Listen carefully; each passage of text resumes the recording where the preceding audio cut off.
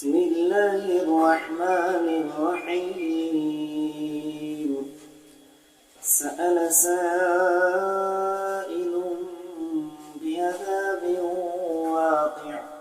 للكافرين ليس له دافع من الله ذي المعارف تعرج الملائكة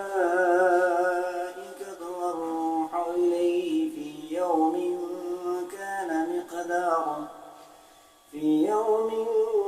كان مقداره 50,000 سنة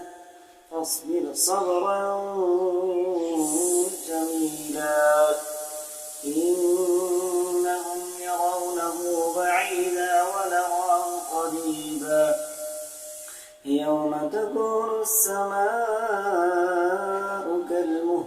وتكون الجبال كالعهن ولا يسأل حميم حميما يبصرونهم يود المجرم لو يفتدي من عذاب يومئذ ببنيه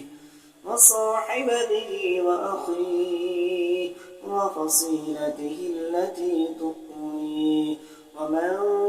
في الأرض جميعا ثم ينجيه كلا إنها لظى نزاعة للشوى تدعو من أدبر وتولى وجمع فأوعى إن الإنسان خلق هلوعا إذا مسه الشر جزوعا وإذا مسه الخير منوعا إلا المصلين